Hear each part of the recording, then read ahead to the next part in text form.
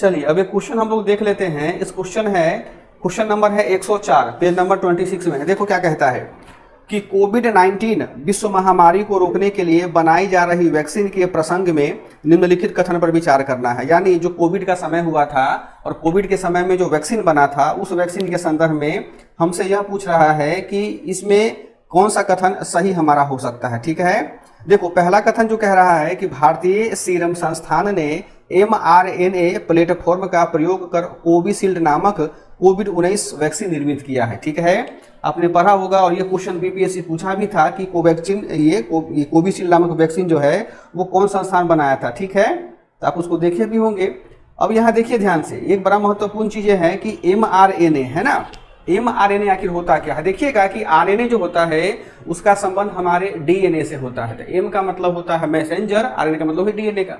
कहने का मतलब ये होता है कि हमारे अंदर में एक ऐसा DNA होता है कि जो मैसेंजर क्या करता है, पास करता है ना। जैसे कि mRNA होता है, tRNA होता है ना। वो आपको उसके बाद एक माइक्रो RNA आता है जो न्यूज़ में था, उसका नोबेल भी मिला हुआ है। तो उसको अच्छे से आप लोग देखिएगा, है ना, क्योंकि इसको हम आपको लिख करके भेज देंगे ग्रुप में, बताएंगे तो समय ज़्यादा लंबा लग जाएगा। देखिएगा कि सीरम इंस्टीट्यूट ने जो कोविशील्ड बनाया हुआ है वो मैसेंजर RNA के आधार पर नहीं बनाया हुआ है। ठीक है, वो बनाया हुआ है वेक्टर आधारित। देखिएगा कि जो दवा होता है, यहाँ समझिए ध्यान से, जो हमारे यहाँ कोविशील्ड है ना, या आप ये कह लो कि कोविड की कोई भी दवा है ना, कोविड की कोई भी दवा है, उस दवा को दो रूपों से बनाया जा सकता है। ठीक है, अभी तक का रिसर्च में पहला तकनीक होता है mRNA के माध्यम से और दूसरा होता है वेक्टर विधि से। वेक्टर को भी इसको हिंदी में लिखते हैं वेक्टर, है ना, वेक्टर, या इसको बोलते हैं समवाहक विधि से। ठीक है, अब आप लोग ध्यान दो, आपके जब शरीर में सुई पड़ा होगा, है ना, आपके शरीर में कोविशील्ड का जब सुई पड़ा होगा, तब वह सुई जो है, वह सुई में आप लोग पढ़े होंगे किताबों में या न्यूज़पेपर में कि वास्तव में जो हमको सुई पड़ रहा है वो सुई क्या है, सुई में भी कोरोना का वायरस है ना। कोरोना का क्या है, वायरस है, लेकिन वो निष्क्रिय वायरस जो हमारे भीतर में जाकर के क्या करता है, हमारे अंदर के कोरोना से वो क्या करता है, लड़ता है और हमारा एंटीबॉडी को ज़्यादा बढ़ाता है। ध्यान रखिएगा, mRNA तकनीक से ना कोई भी दवा बहुत रेयर में बनाया जाता है। ये बड़ा एक तो बहुत महंगा खर्चा होता है, प्लस कि अगर इस प्रकार का दवा बनेगा तो ये हमारे DNA को ही चेंज कर देगा। सिंपल सी बात, लॉजिकली बात समझिए। अगर मैसेंजर RNA से कोई दवा बनेगा तो हमारे DNA को क्या करेगा, चेंज कर देगा। तो कोई भी सरकार या कोई भी दवा कंपनी थोड़े चाहेगी कि हमारे कस्टमर का DNA चेंज हो, नहीं चाहेगा। तो वो हमेशा कोई भी दवा कंपनी क्या चाहता है, वेक्टर विधि से अपना मेडिसिन बनाता है। चाहे बुखार का दवा हो, मलेरिया का दवा हो या किसी प्रकार का टीका हो, वो कैसे बनाता है, वेक्टर से। वेक्टर में होता क्या है, यहाँ देखो नंदिनी, ये क्या हो गया, ये नंदिनी कुमारी हो गई। ठीक है ना। अब नंदिनी को क्या लगा हुआ है, मान लो कि नंदिनी को क्या हो गया, नंदिनी को कोविड हो गया। ठीक है, अब क्या करता है, नंदिनी के अलावा और किसी को तो कोविड होगा, उसके शरीर से क्या करेगा, कोविड का वायरस निकाल लेगा और लेके कहाँ चल जाएगा, उसको लेबोरेटरी में उसको प्यूरिफाई करेगा, कुछ अपना डाले उलेगा और तब जाके सुई के माध्यम से नंदिनी के शरीर में क्या करेगा, इनपुट करेगा। यानी जब हम किसी वायरस को सीधे, है ना, विज्ञान तकनीक में प्रोसेस करने के बाद में इंजेक्ट करते हैं किसी मानव के शरीर में, तो उसी को हम लोग बोलते हैं वेक्टर विधि। ठीक है, तो जो पहला कुछ ऑप्शन कह रहा है कि भारतीय सीरम संस्थान ने mRNA प्लेटफॉर्म का प्रयोग कर कोविशील्ड नामक कोविड-19 वैक्सीन बनाया है। देखो वैक्सीन तो बनाया है, सही बात है, लेकिन mRNA से नहीं बल्कि किसके माध्यम से बनाया है, वेक्टर विधि से बनाया है। तो पहला कथन सही कि गलत, गलत हो जाएगा। सेकेंड कहता है कि स्पुतनिक 5 वैक्सीन रोग वाहक आधारित प्लेटफॉर्म का प्रयोग कर बनाई गई है। आप पढ़े होंगे कि स्पुतनिक 5 उसमें खूब हाईलाइट था, किसका था, वो रसिया ने बनाया था और हमारा जितना नेता सब वहां से स्पुतनिक लगाया था मंगवा करके। तो स्पुतनिक जो बना था, कोविड वायरस का टीका जो था या उसका इंजेक्शन जो था, वो किससे बना था, वो बना था वेक्टर विधि से। तभी ना बताए हैं कि दवा इसी से बनेगा, इसका मतलब ये कथन सही है। थर्ड कहता है कि कोवैक्सीन एक निष्क्रिय रोग जनक आधारित वैक्सीन होता है। अब देखो कोवैक्सीन जो होता है क्या है, दवा है कोवैक्सीन, है ना, कैसे लिखाता है जी हिंदी में, हिंदी बड़ा मुश्किल होता है।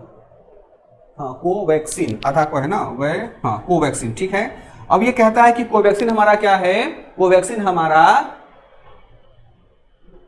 हमारा क्या है, ये है निष्क्रिय रोगजनक है, निष्क्रिय रोगजनक है। अब ये निष्क्रिय रोगजनक का क्या मतलब होता है, यहाँ समझिएगा ध्यान से। जो कोविड बना हुआ है, ये कोवैक्सीन बना है, ये वास्तव में हमारा वायरस ही है, लेकिन वो वायरस डेड है। क्या है? डेड है, मतलब कि निष्क्रिय है, ये कोई काम नहीं। सुई में है तो कोई काम नहीं करेगा, जैसे ही वो हमारे भीतर में जाएगा वो वायरस क्या होता है? एक्टिव हो जाता है। आई बात समझ में? तो हमारा इस प्रश्न में क्वेश्चन ऑप्शन ये एक क्या है? गलत होगा, और 2 और 3 क्या होगा? हमारा सही हो जाएगा। इस प्रकार से हमारा आंसर क्या हो जाएगा? हमारा आंसर हो जाएगा बी फॉर बॉम्बे। आई बात समझ में? निष्क्रिय या निष्क्रिय मतलब क्या होता है कि बाहर में रहेगा तो मारा रहेगा, अंदर जाएगा तो क्या हो जाएगा? जिंदा हो जाएगा, है ना। चलो 103 में आ जाओ। प्रतिजैविकों यानी प्रोबायोटिक के संदर्भ में निम्नलिखित कथन पर विचार करना है। पहले ये बताओ कि प्रतिजैविक क्या होता है? हाँ, वही प्रतिजैविक या प्रोजैविक, वही प्रोबायोटिक। अब देखिएगा कि आप जो खाना, आपके सभी शरीर में क्या लगता है? आपके शरीर में जो बीमारी लगता है ना, तो आपका शरीर बीमारी से पहले लड़ता है।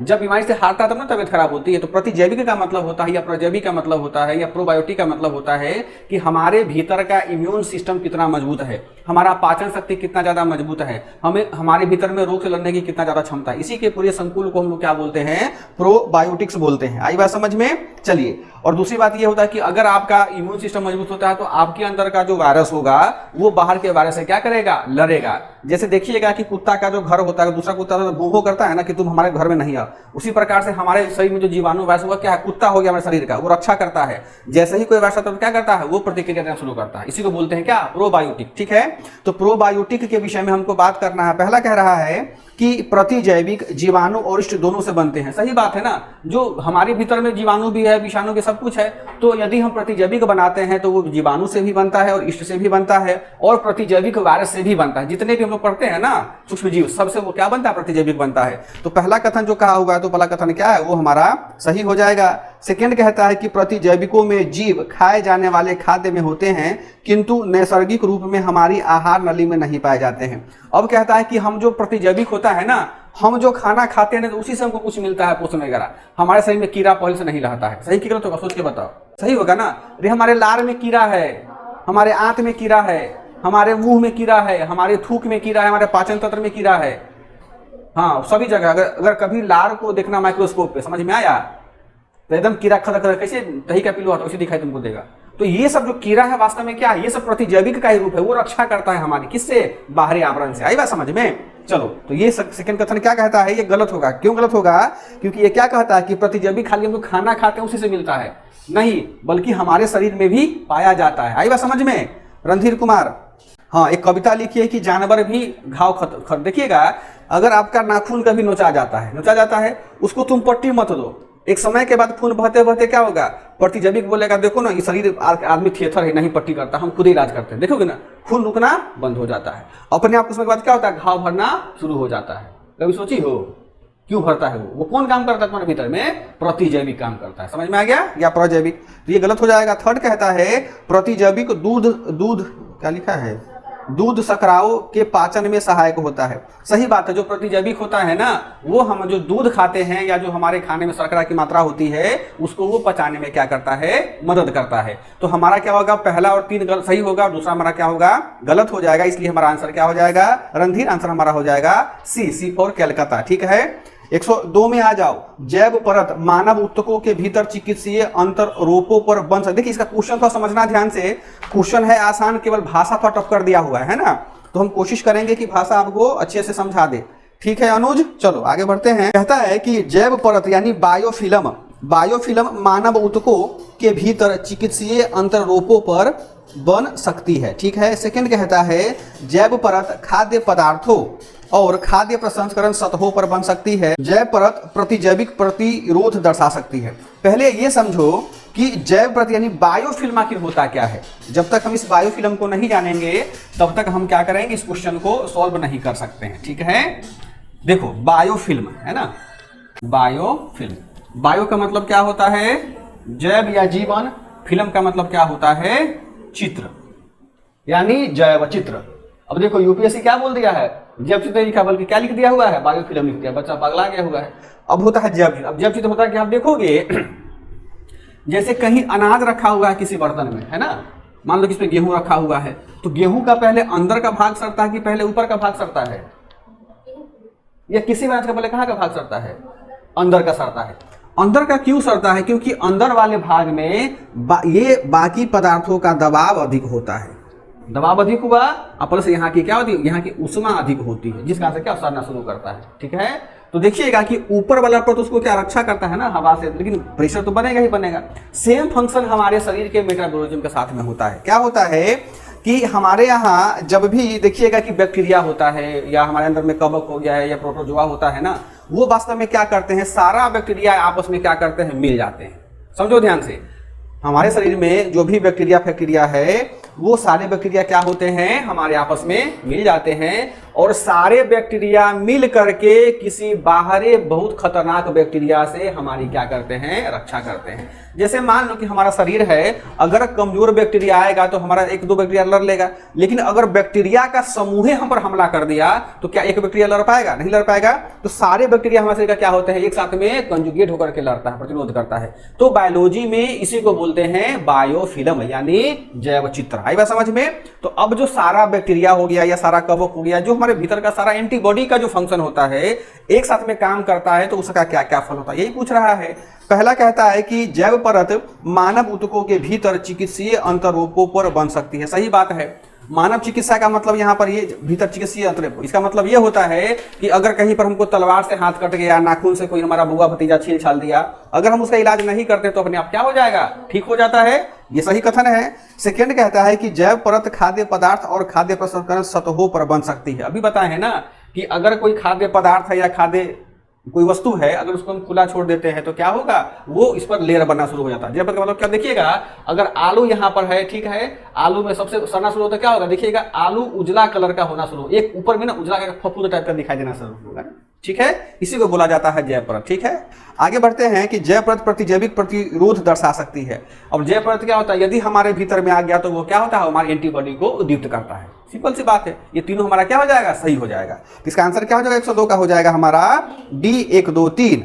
101 में आ जाओ। कहता है कि निम्नलिखित संचार प्रौद्योगिकी पर विचार करना है। हमारे पास में साइंस एंड तकनीक का कुछ टर्म दिया हुआ है और पूछ रहा है विचार करना है, तो विचार करो। कह रहा है निकट परिपथ क्लोज सर्किट टेलीविजन रेडियो आवृत्ति अभिनिर्धारण बेतार स्थानीय क्या है जी, क्षेत्र नेटवर्क उपर्युक्त में से कौन सा लघु परास प्रौद्योगिकी मानी जाती है ना, लघु परास हाँ प्रौद्योगिकी। ठीक है, अब देखो शॉर्ट रेंज डिवाइस, ये जो होता है ना लघु परास युक्तियां दी गई हुई हैं, इसको हम अंग्रेजी में क्या बोलते हैं, अंग्रेजी में कहते हैं शॉर्ट रेंज डिवाइस। ठीक है, क्या कहते हैं, डिवाइस, SRD इसको बोलते हैं तकनीकी भाषा में। अब देखो कह रहा है कि हमारा आसपास जो विज्ञान तकनीक है तो कौन शॉर्ट रेंज डिवाइस, देखिएगा शॉर्ट रेंज डिवाइस जो होता है ना, ये हमेशा लघु तरंगों पर काम करता है। यानी किस पर काम करता है बाबू, ये काम करता है शॉर्ट वेव्स पर। दो प्रकार का वेव होता है ना, एक शॉर्ट वेव होता है, कौन सा होता है, एक लॉन्ग वेव होता है। तो ये शॉर्ट वेव्स के बारे में पूछा जा रहा है कि ये यहाँ पर काम कैसे कैसे करता है। देखिएगा कि शॉर्ट वेव का मतलब होता है कि जिसका परास मतलब रेंज क्या हो, कम हो। अब देखिएगा कि आप अपने जेब में मोबाइल रखे हैं ना, और छोटका सा टुनकी आता है, जब कान में ठूस देते हैं और बात करते हैं। फोन कहाँ है, जेब में, अब बात कहाँ हो रहा है, कान में। कोई तार लगा हुआ है, किस पर काम करता है, ये ब्लूटूथ से काम करता है। तो ब्लूटूथ क्या हो जाएगा, ब्लूटूथ जो हुआ एक प्रकार का शॉर्ट रेंज डिवाइस हुआ। ठीक है, चलिए आप यहाँ बैठे हुए हैं गद्दा पे, अरे खैनी नहीं मल रहा है भाई, इसमें देखो आप यहाँ बैठे हुए हैं किस पे, गद्दा पे, टीवी वहां लगा हुआ है। अब पहले क्या होता था, पहले हमको उठ करके वहां जाना पड़ता था, लकड़ी का दरवाजा इसे खोलते थे, बटन देते थे, टिपते थे, फिर चोचियाता था तब खुलता था। अब क्या है, रिमोट है, यहाँ से हमारे पटाख से हल्का सा लाल बत्ती बढ़ता है, वहां पे बढ़ता है ना टीवी पे, वो वास्तव में क्या होता है कि शॉर्ट रेंज का कनेक्शन होता है। यहाँ से बटन टिपे वहां पर क्या होता है, हमारा वो चल जाता है। आजकल तो सुन रहे हैं कि ऐसे ताली बजाओ, दरवाजा बंद होता है, बल्ब का लाइट चेंज होता है ना, कभी उजला कभी पीला। ये किस कारण से होता है, ये शॉर्ट वेव से होता है। एक्चुअली ये दोनों डिवाइस में क्या होता है, ये दोनों प्रकार के डिवाइस में एक प्रकार का चिप डाला जाता है ताकि इस शॉर्ट वेव रेंज को जो यहाँ पर इमिट करता है वो सामने वाला क्या कर ले, कैच कर ले। इसी के विषय में आपसे पूछ रहा है कि शॉर्ट रेंज वेव पर कौन कौन काम करता है। तो पहला कहता है निकट परिपथ टेलीविजन, मतलब कि क्लोज टेलीविजन काम करता है शॉर्ट वेव पर। अभी ना बताया कि रिमोट से मार दिया वहां पे, अब तो चैनल बदलते हैं तो क्या करते हैं, 1 2 3 डिश टीवी चल गया, फल्ला टीवी चल जाता है, सब ये शॉर्ट वेव से होता है। सेकेंड होता है रेडियो आवृत्ति का भी निर्धारण। देखिएगा रेडियो आवृत्ति मतलब रेडियो घुमाते हैं ना ऐसे गोल गोल गोल गोल बोला जाता है, तो कभी गाना बजता है, कभी समाचार बजता है। तो रेडियो जो होता है वो शॉर्ट वेव पे भी, शॉर्ट वेव से ही पर ही काम करता है, वो लॉन्ग वेव पे काम नहीं करता। ये भी सही है। थर्ड क्या कहता है, बेतार स्थानीय क्षेत्र निर्भर। और बेतार साधन वही ब्लूटूथ हो गया, वॉकी टॉकी हो गया, हमारा पुलिस का वायरलेस हो गया, है ना, ये सब किस पर काम करता है, शॉर्ट वेव पर। ठीक है, आजकल बाउंसर का खूब सिस्टम चल गया है बाजार में, ये गाँव घर में, है ना, नहीं रखा रहता छोटा सा रेडियो बाउंसर वाकी टाकी, वो भी शॉर्ट वेव पर काम करता है। आई बात समझ में? इसका आंसर क्या हो जाएगा बताओ, इनमें से कौन लघु प्रयास पर काम करता है, बताओ इसमें से कौन कौन काम करेगा, तीनों हो जाएगा। फिर जैसे वाईफाई भी ना होगा, वाईफाई भी तो करता शॉर्ट वेव पे, लगा हुआ है राउटर, वहां पे यूज कर रहे हैं हम यहाँ पर, है ना।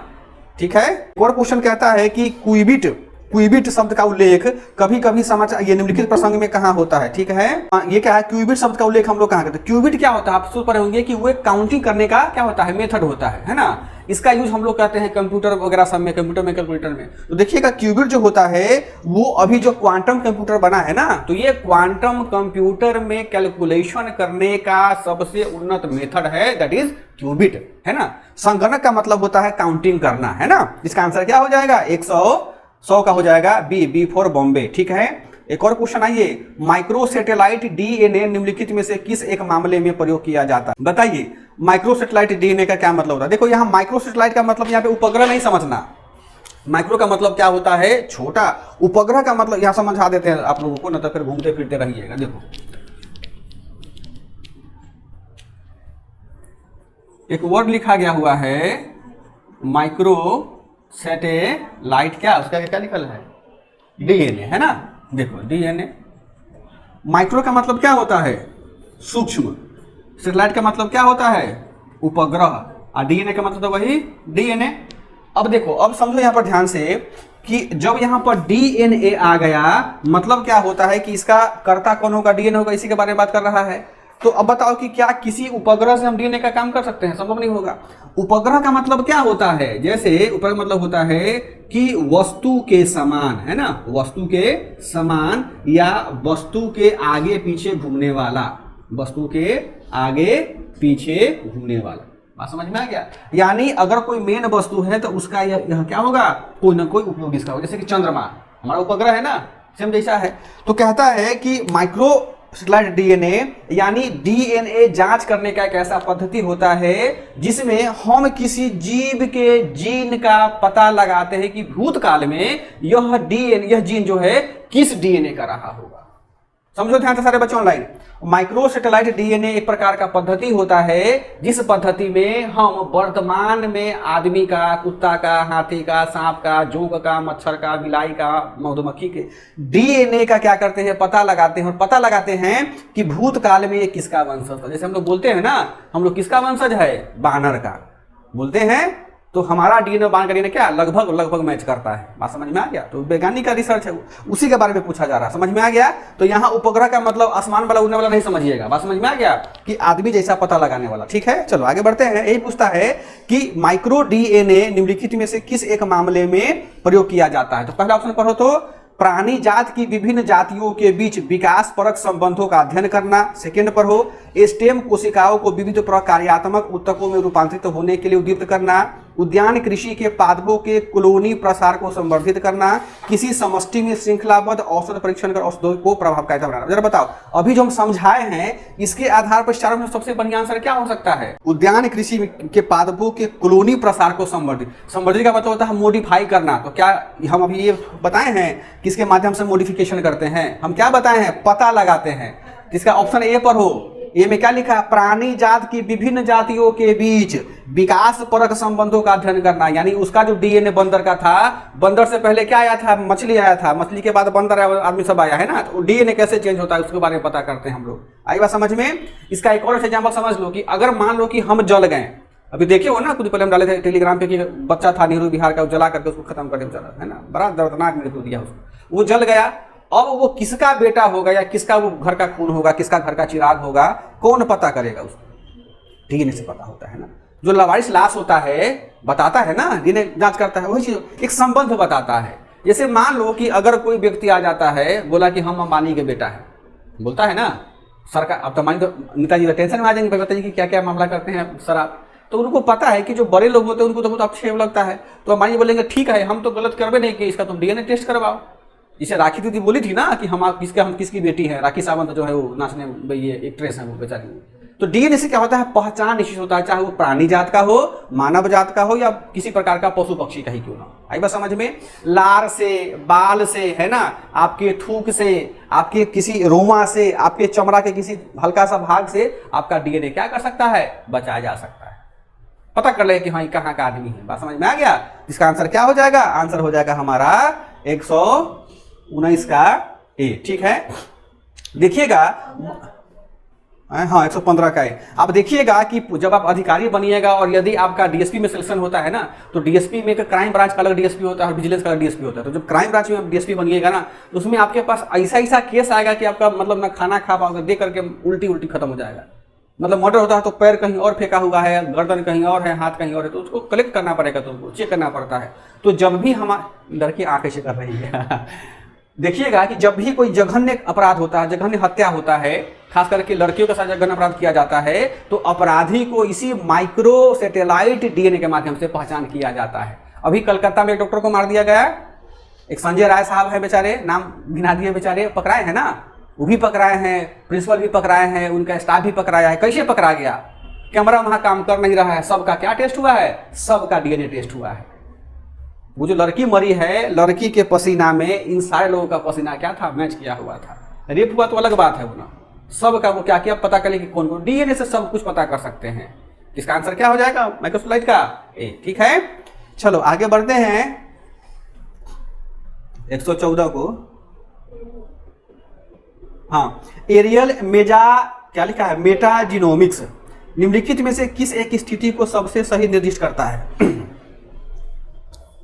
क्या है, एरियल मेटाजीनोमिक्स, यही है ना। अब जरा बताइए तो ये एरियल मेटाजीनोमिक्स आखिर होता क्या है।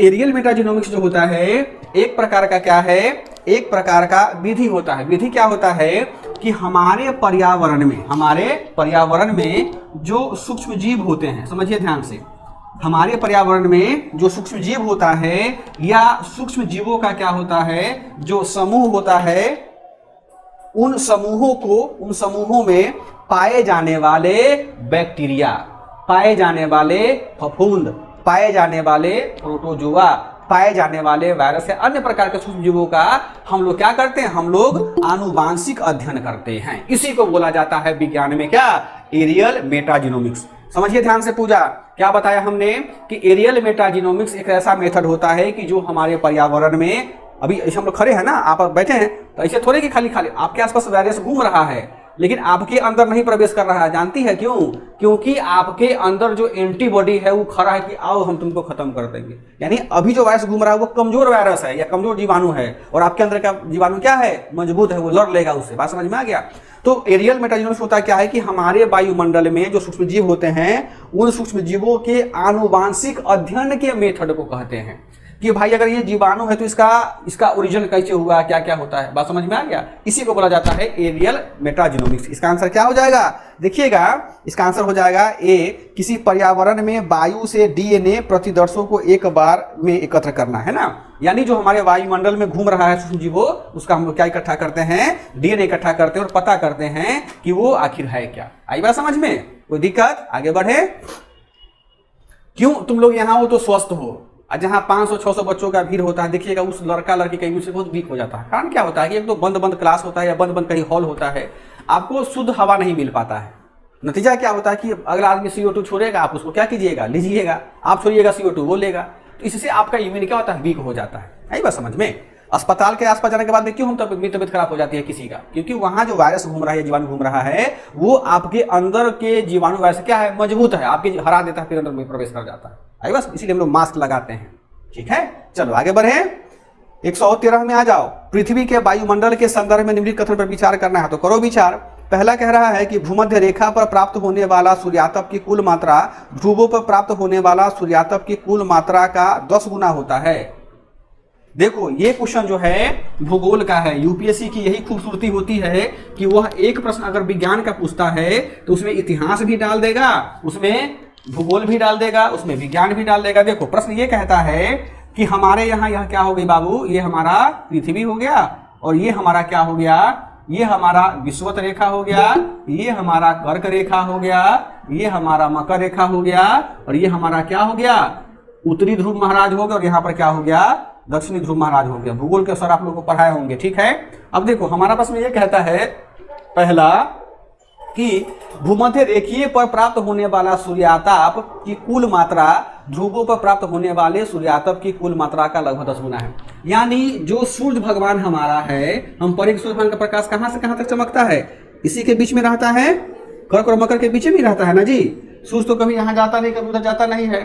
तो अब इस थ्योरी पर जरा बताओ तो कि सूर्य जो यहाँ मान के चलो कि यहाँ पर यदि ये क्या नाम है, यहाँ पर यदि 100 यूनिट का सूर्यातप पड़ता है तो ध्रुव पर कितना पड़ेगा, ध्रुव पर पड़ेगा 10 यूनिट का, यही 10 गुना होगा। तो जरा बताओ कि किसी किताब में आज तक पढ़े हो या सुने हो कि ध्रुवों, ये भूमध्य रेखा पर ध्रुवों से 10 गुना अधिक सूर्यातप प्राप्त होता है। सूर्य जो होता है सभी को बराबर सूर्यातप देता है, इसको भी बराबर देता है, इसको भी बराबर देता है, परंतु जो पृथ्वी का अक्षांशीय विस्तार है, पृथ्वी का जो घूर्णन गति है या पृथ्वी का जो देशांतरीय विस्तार है, उस कारण से कहीं पर सूर्यातप अधिक पड़ता है, कहीं पर सूर्यातप कम पड़ता है। कोई दिक्कत यहाँ पर है ना। तो पहला कथन जो कह रहा है हमारा कि भूमध्य रेखा पर प्राप्त होने वाले सूर्यातप की कुल मात्रा ध्रुवों पर प्राप्त होने वाले कुल मात्रा की लगभग 10 गुना है, ये गलत हो जाएगा, है ना। 10 गुना नहीं है, ये मतलब इसका पैमाना कर ही नहीं सकते हैं, ठीक है। आई बात समझ में।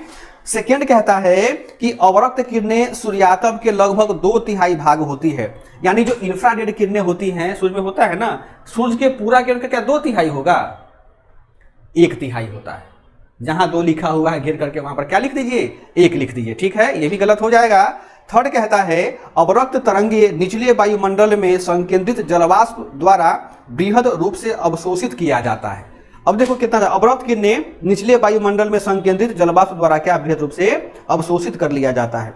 अब इस चीज को समझो ध्यान से, इसको थोड़ा सा हम मैप से समझाने का प्रयास करते हैं आप लोगों को ताकि समझ में आ जाए, है ना। देखो आप लोग भूगोल में पढ़े होंगे, ये कौन सा मंडल होता है, सबसे निचला मंडल क्षोभ मंडल, उसके बाद आयन। अब देखो सूर्य जो हुआ हमारा, ये कौन सा हो गया, ये सूर्य देवता हो गया। ये प्रकाश आता है, ठीक है। तो प्रकाश सब जगह चीरते फाड़ते कहां पर आया, हमारे पृथ्वी पर आया। पृथ्वी यही हमारी है ना, पृथ्वी पर हमारी आई। अब यहाँ पर समझिए ध्यान से, सूर्य जब पृथ्वी आता है, सूर्य की तरंगे कैसे आता है, दीर्घ तरंग में आता है कि लघु तरंग में आता है। सूर्य की किरणें जो होती हैं पृथ्वी पर शॉर्ट वेव में आता है कि लॉन्ग वेव में आता है, शॉर्ट वेव में आता है। मारेंगे एक मुक्का मरिए जाओगे, लॉन्ग तुमको पढ़ाए थे, नाक कटवा दोगी हमारा। ये देखो शॉर्ट वेव में आता है, बात समझ में आ गया। सूर्य की किरणें पृथ्वी पर क्या लिखा है जी, हाँ, शॉर्ट वेव में क्या होता है, आता है, ठीक है। आया और गया कैसे, जाता है लॉन्ग में, बात समझ में आ गया। लॉन्ग में क्यों जाता है, क्योंकि यहाँ पर एल्बिडो की घटना होती है, नहीं बताए थे ना, कभी यहाँ छितरा दिया वहां छितरा, समझ में आ गया।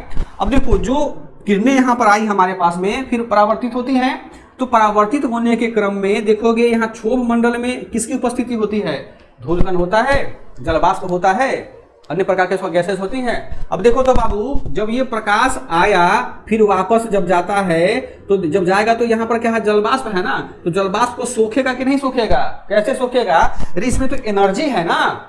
ये जो प्रकाश आ रहा है, प्रकाश में तो ऊर्जा है, गर्मी है, गर्मी वापस गया तो क्या करेगा, यहाँ जलवाष्प को सोखेगा ना, पिएगा, प्यास लगा हुआ इसका।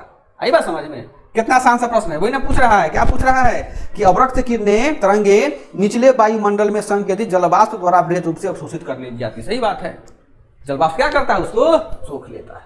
सही कथन हो गया। फोर्थ में आ जाओ, अवरक्त तरंगे सौर विकिरण की विद्युत चुंबकीय तरंगों के दृश्यमान स्पेक्ट्रम में भाग है। ये गलत, भाग उसका नहीं होता, अवरक्त तरंग है ना।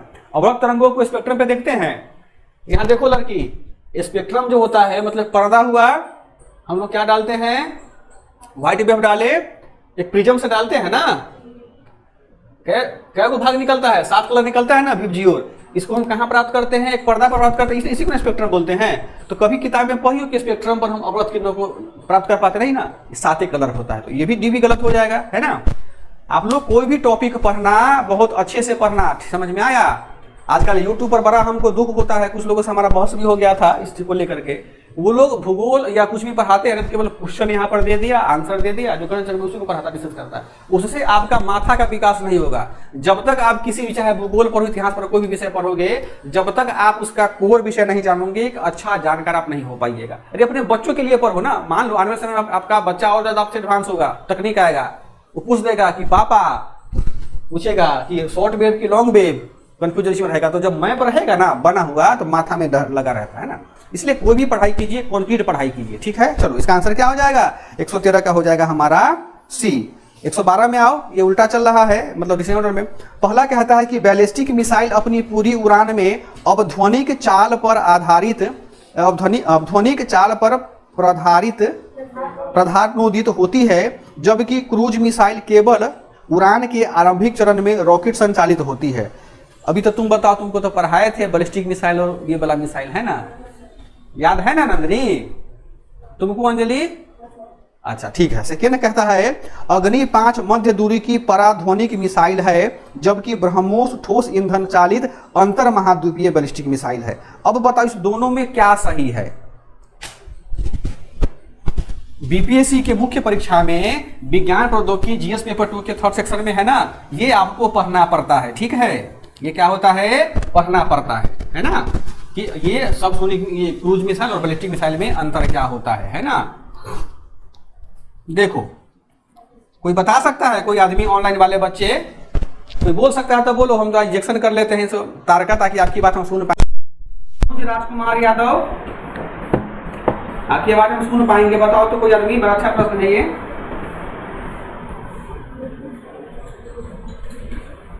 तुम बताओ तो, मुस्कान, पूजा, गीता, राजू, स्तुति और कौन कौन जुड़ा है जी? कविता, नैना, बताओ। अच्छा, अनुज को लिखा है नो आइडिया। ये तो शर्म की बात है, बीपीएससी का तैयारी कर रहे हो, बोलते आइडिया ही नहीं है क्रूज मिसाइल का। आप तो बता सकते हैं। दोनों गलत होगा।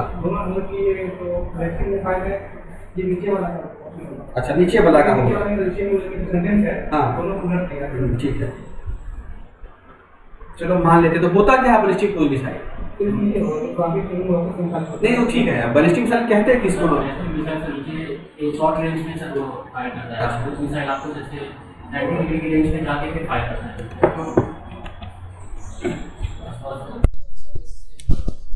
हैं?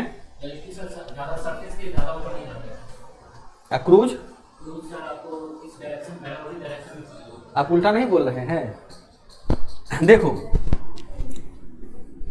ये क्या हो गया, ये नंदनी का घर हो गया, यानी हमारा दुश्मन का घर हो गया, ठीक है, हो गया।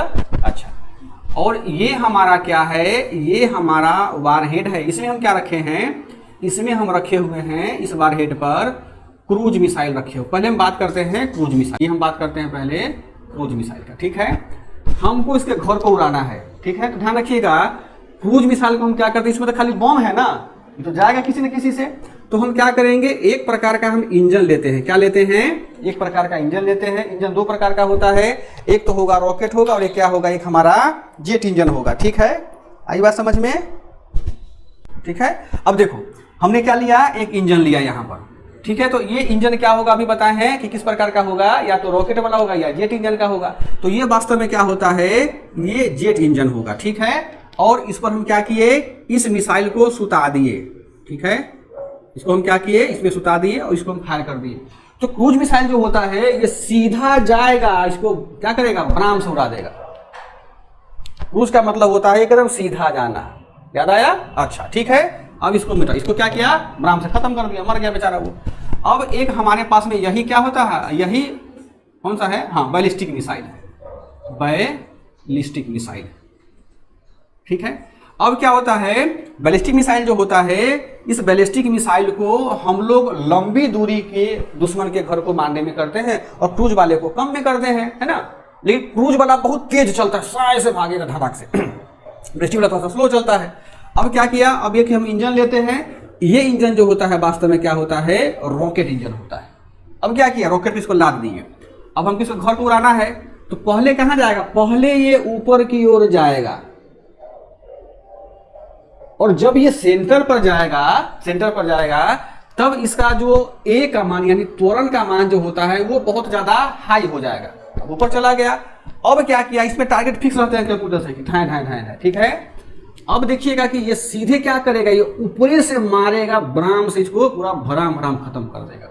ये होता है बैलिस्टिक मिसाइल। बेसिकली हम एक कॉन्टिनेंट से दूसरे कॉन्टिनेंट के दुश्मन वारहेड को मारने के लिए क्या करते हैं, बैलिस्टिक मिसाइल का प्रयोग करते हैं। बात समझ में आ गया, ठीक है। चलो, अब आजकल इतना डेवलप हो गया कि बैलिस्टिक मिसाइल जो होता है ना, ट्रक से, मोटरसाइकिल से, हवाई जहाज से, पनिया जहाज से, हर जगह हम छोड़ सकते हैं, कुछ भी वहीं से छोड़ सकते हैं, कोई दिक्कत नहीं, ठीक है। चलो आगे बढ़े। चलो अब ये देखिए, इसमें ये कहता है, पहला कहता है कि बैलिस्टिक मिसाइल अपनी पूरी उड़ान में अवधोनिक चाल पर प्रधार नोदित होती है, जबकि क्रूज मिसाइल केवल उड़ान के आरंभिक चरणों में रॉकेट होता है। अभी हम क्या पढ़े हैं, क्रूज किससे चलता है, क्रूज चलता है जेट इंजन से, और बैलिस्टिक किससे चलता है, साधारण रॉकेट से, ठीक है। तो ये गलत हो जाएगा।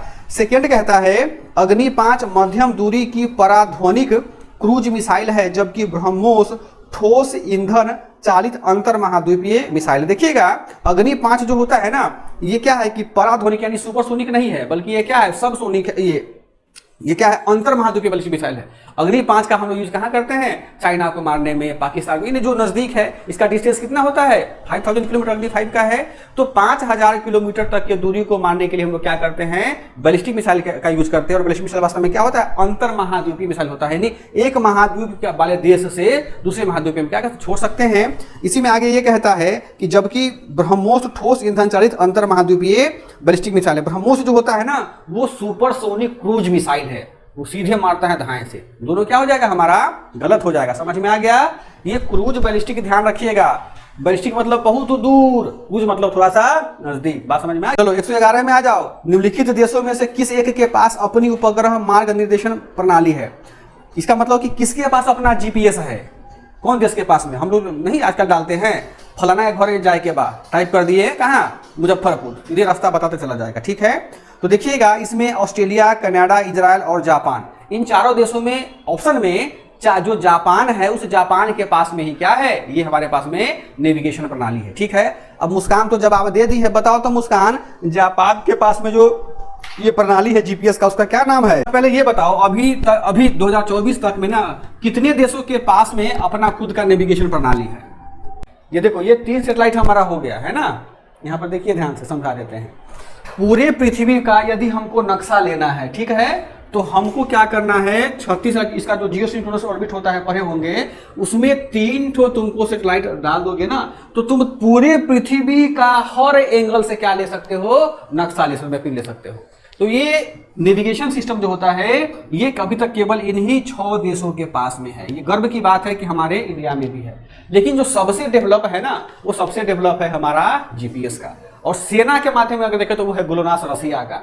साइबेरिया में कहाँ भालू है, कहाँ क्या, कभी सोचे हो। वन रिपोर्ट पढ़ते हो आप लोग हर 2 साल में, बोले कि हाँ उत्तराखंड का जंगल बढ़ गया, बोलेगा बिहार में जंगल घट गया। क्या वहाँ का आदमी आता है, जाता है, घर घर पेड़ गिनता है या पहाड़ गिनता है कि कितना है, वो क्या इसी सबसे काउंटिंग करता है। तो जिसके पास में ये पावर है ना, आज वो दुनिया पर क्या करता है, राज करता है। डाटा है उसी के पास में। हम लोग जो जीपीएस यूज करते हैं ना, हम तो डाल देते हैं कि हमको फलाना के यहाँ जाना है, वो जीपीएस का डाटा किसके पास में चला जाता है, यूएसए के पास में चला जाता है। और उसी डाटा को वो लोग क्या करता है, बेचता है।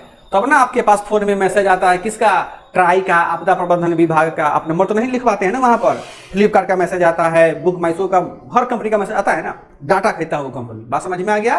तो ये चीजें जो होती है, ये क्या होती है, इसी को हम लोग बोलते हैं नेविगेशन सिस्टम। और बेसिकली ये इसलिए होता है ताकि हम समुद्र में जहाज चला रहे हैं, आसमान में प्लेन चला रहे हैं, ट्रेन चला रहे हैं, बस चला रहे हैं, तो हमको क्या रास्ता दिखाए। कभी सुनी हो कि कोई 2 गो पनिया जहाज टकरा गया, कभी कभी एक्सीडेंट हो जाता है अनजान में, या 2 गो जहाज फटाक से टकरा के मर गया, ब्लास्ट हो गया, कभी कभी ऐसा होता है। कितना सा चल रहा है, ये सब इसी से कंट्रोल होता है। आई बात समझ में। चलो, और इसके पास इतना पावर होता है, इतना बड़ा बड़ा लेंस लगा होता है ना, कि आपके भीतर मकान दुकान को छेदते हुए देख लेगा। जैसे मान लो बंबई में 20 माले का मकान है ना, हम रह रहे हैं फर्स्ट फ्लोर पर, हमारे ऊपर 20 मंजिला मकान है, तो क्या सरकार हमको देख सकती है?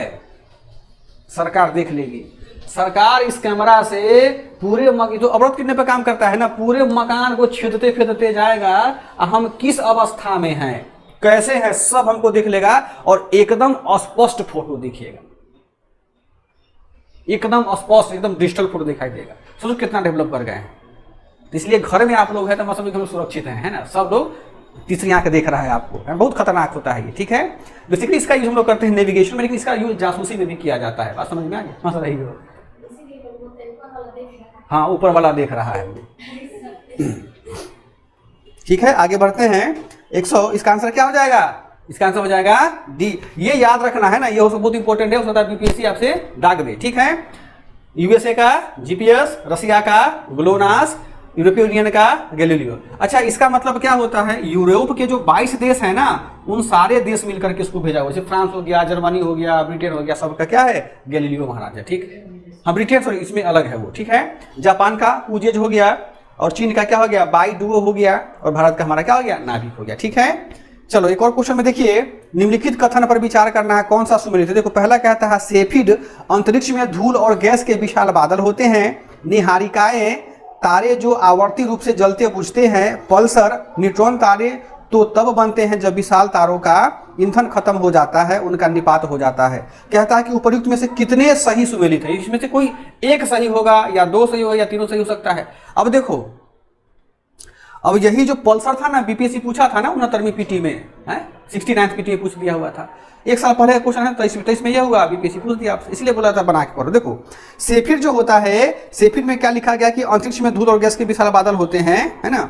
सेफिर जो होता है वास्तव में वायुमंडल में एक तारे का समूह होता है, समझो ध्यान से। सेफिर जो होता है वो क्या होता है? सेफिर होता है ये तारों का क्या होता है? तारों का एक समूह होता है जो अपने प्रकाश को कम ज्यादा कर सकता है। बेसिकली तारा का तो अपना प्रकाश नहीं ना होता है, ये प्रकाश किसका होता है? सूर्य से लेता है, लेकिन इसमें ये गुण होता है कि घूमता रहता है, मूविंग करता रहता है, कभी आगे आ गया, कभी सूर्य के प्रकाश के छाया में चला जाता है। तो सेफिर तारों का समूह होता है कि जो वास्तव में क्या होता है कि अपने प्रकाश को कभी कम करता है और कभी क्या करता है? ज्यादा करता है, और कभी बहुत अधिक चमकीला दिखता है, कभी एकदम मंद चमकीला दिखता है। मतलब क्या घूमते रहता है ना सेफिर वाला। ये सूर्य के पास जाएगा तो अधिक चमकीला दिखेगा, दूर जाएगा तो कम दिखाई देगा। यानी तारों का वैसा समूह जो सबसे अधिक गतिमान होता है उसको हम लोग क्या कहते हैं? सेफिर कहते हैं। आप लोग कहीं पर लिख लीजिएगा, है ना। ये आपको किताब में नहीं पढ़े होंगे, ये विज्ञान प्रौद्योगिकी का प्रश्न है। तो हम सेफिर में क्या लिखे हैं? अंतरिक्ष में धूल और गैस के विशाल बादल होते हैं, ये गलत होगा। सेफिर क्या होगा? तारों का विशाल क्या होता है? समूह होता है, ठीक है। ये गलत हो गया बाबू। अब निहारिका बताओ। निहारिका में कह रहा है कि तारे जो आवर्ती रूप से जलते बुझते हैं, यानी तारे आवर्ती मतलब एक समय कभी बुझेगा कभी जलेगा, तो निहारिका उसको थोड़े बोलते हैं। निहारिका किसको बोलते हैं? क्या? हाँ, वेरी गुड। निहारिका जो होता है, निहारिका दीदी क्या होती है? निहारिका दीदी का मतलब हो गया ये गैसों का क्या होता है? विशाल बादल होता है, ठीक है। ये भी गलत हो जाएगा, ठीक है। और इसमें क्या क्या होता है? हीलियम होता है और हाइड्रोजन होता है निहारिका वाले में। एक तो बचा हुआ है पल्सर। तो पल्सर का जो दिया गया हुआ कि न्यूट्रॉन तारे तब बनते हैं जब विशाल तारों का क्या होता है? ईंधन खत्म हो जाता है। अब देखिएगा कि कोई भी तारा ही ना पल्सर बनता है। वो पल्सर कब बनता है? जब तारा समय के साथ रहते रहते क्या होता है कि बड़ा हो जाता है, और उसके अंदर में क्या होता है? उसके अंदर में गैस संकुचित हो जाता है, तब वो क्या करता है? तब अंत में वो ब्लास्ट करता है, ब्राम ब्राम। इसी को हम लोग क्या बोलते हैं? पल्सर महाराज बोलते हैं। यही पूछा था ना प्रीलिम्स में आप लोगों को, ठीक है। अब इसमें से क्या आंसर हो जाएगा जरा बताइए? 3, मतलब 3 वाला सही है। मतलब कै को सही होगा? हाँ, ध्यान रखिएगा। तो ई भी प्रकार का बीपीएससी आंसर पूछेगा इस बार। क्या बुझाया? एक कैसे होगा बताओ तो हमको। और हाँ, वेरी गुड, इसी तरह से बनाना, ठीक है। 110 का क्या होगा बाबू? हाँ, खूब चमकता है। अब ना प्रेमी बोलता है प्रेमिका से, हम तुम्हारे लिए चांद लाएंगे, तारे लाएंगे, है ना, मंगल ग्रह को उतार देंगे तुम्हारे कदमों पर, है ना। अगर पत्नी पढ़ी लिखी होती तो बताती कि अरे बालक, ये कपोल कल्पित बातें हैं, है ना। उतना दूर तुम नहीं जा पाओगे, ना तो तुम्हारे पास उतना धन है कि तुम जाकर जहाज में बैठ के वहां जाओगे, ना तो तुम उतना दूरी ला पाओगे, है ना। सीधा पॉइंट पर आओ, जो तुम बोलना चाहते हो वो बोलो, है ना। चलो समझ में आ गया 110 का। एक्चुअली देखिए 1960-70 के दशक में जब हिंदी सिनेमा को क्यों बोला जाता है कि वो हमारा समाज का दर्पण होता है, निबंध में पूछा गया यूपीएससी के द्वारा कि सिनेमा में हम जो देखते हैं हम भी उसी प्रकार का क्या करते हैं? अडोप्ट करते हैं। तो देखो सीरियल में आजकल जो सास होती है ना, बोलेगी क्या क्या क्या, तो जो मॉडर्न सास होती है बहू को बोलती है क्या क्या, घुमा घुमा करके। और पहले के समय में 60 दशक में ना चांद को ना उपमा की तरह यूज किया जाता था, है ना, कि चांद सी सूरत बोली सी कुछ बोलता था वो। तो पहले के जमाने में जो विज्ञान था वो चांद तक नहीं पहुंचा था, है ना। अब देखते अब कोई गाना बनता है चांद पर? नहीं है, क्योंकि अब कभी को पता हो गया कि चांद पर क्या है, क्रेटर है, चांद पर धूल के बादल है, चांद पर गड्ढा गुड्ढा है ना। तो अब प्रेमिका का तुलना चांद से नहीं किया जाता है। आएगा समझ में? तो विज्ञान का देन है, ये भ्रम को दूर करता है, ठीक है। चलो आगे बढ़ते हैं। कहता है कि निम्नलिखित कथन पर विचार करना है तो विचार करो। बताओ, विचार करो तो अनुज। पहला कहता है कि कार क्रैश टक्कर का जिससे एयरबैग लगभग तुरंत फैल जाता है पता लगाना। लैपटॉप अचानक नीचे धरातल पर गिर पड़ने पर जिससे हार्ड ड्राइव तुरंत बंद हो जाता है पता लगाना।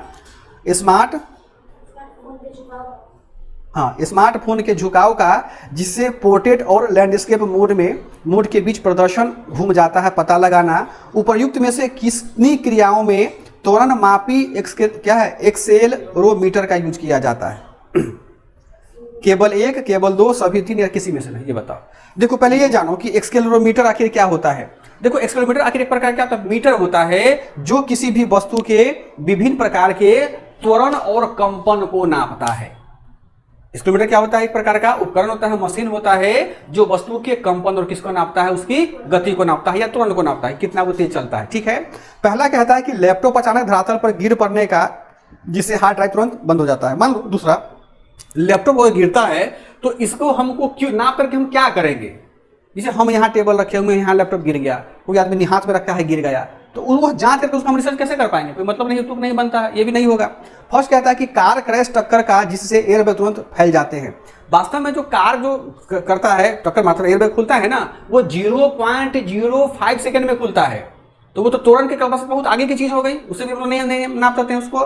थर्ड कहता है स्मार्टफोन के झुकाव का। देखोगे कि जैसे हमारा फोन है तो ये भी बिल्कुल पोर्ट्रेट अवस्था में ऐसे घुमाते तो क्या होता है? लैंडस्केप हो जाता है ना, तो ऐसे घुमाते सुनाते हैं तो क्या ये तुरंत बाकी से नापते हैं? तो भाई सिस्टम दिया हुआ है इसमें ना, फंक्शन है उसका, उसको नापने से क्या मतलब हो गया? ठीक है, तो इसमें से कोई नहीं होगा, है ना। बस एक पॉइंट लिख लेना कि त्वरण मापी जो होता है वो किसी भी वस्तु का क्या नापता है? विभिन्न प्रकार के त्वरण और उसके कंपन को नापता है। ठीक है। अब देखो अब इसे नापते क्या है, देखिएगा कि जब रोड पर रोलर चढ़ता है ना, तो देखिएगा मोटा सा चक्का लगा था लोहा का, वो वाइब्रेट करता है ना, तो कोई भी कंपनी यदि उसको बनाती है ना तो पहले उसके कंपन को नापता है कि भाई ये कंपन आसपास की आबादी जनसंख्या को हानि तो नहीं कर रहा है ना। देखिए कंपन से पूरा सीना नहीं होने लगता है वो, हाँ, इसमें मापा जाता है वो। ठीक है। उसके बाद यदि किसी प्रकार का औषधीय क्या बोलते हैं मेडिसिन उपकरण बनता है तो उसके कंपन को वो नापता है। ठीक है। इस सब इसका यूज नहीं होता है। आंसर क्या हो जाएगा? आंसर हो जाएगा किसी में नहीं। ठीक है। 108 में आ जाओ। ऑटोमोबाइल और एयरक्राफ्ट में प्रयुक्त होने वाले अवयवों के विनिर्माण में कार्बन तंतुओं का इस्तेमाल होता है। कार्बन तंतु एक बार प्रयुक्त होने पर पुनर्चक्रित नहीं किया सकते हैं। सही बात है। आजकल ऑटोमोबाइल में हम लोग कार्बन फाइबर का यूज करते हैं ना। अरे कार का बोनेट किससे बनता है? फाइबर से बनता है, कार्बन से बनता है ना। आजकल तो सीटों किससे बनता है? फाइबर से बना देता है, तो बनता है उससे। सही बात है। सेकेंड कहता है कि कार्बन तंतु एक बार प्रयुक्त होने पर पुनर्चक्रित नहीं किया सकते। कार्बन तंतु को हम बार बार क्या कर सकते हैं? रिसाइकल कर सकते हैं ना। तो सेकेंड गलत है और पहला हमारा क्या है? सही है। तो आंसर हमारा क्या हो जाएगा? आंसर हमारा हो जाएगा केवल 1। 107 में आ जाओ। निम्नलिखित कथन पर हमको क्या करना है? विचार करना है, तो विचार करो। पहला कहता है कि किसी पादप या प्राणी की आयु का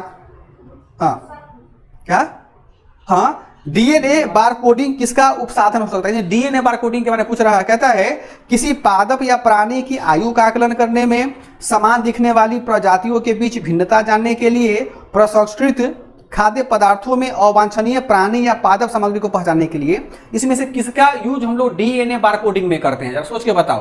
क्या डीएनए बारकोडिंग से किसी व्यक्ति की आयु का पता लगाते हैं?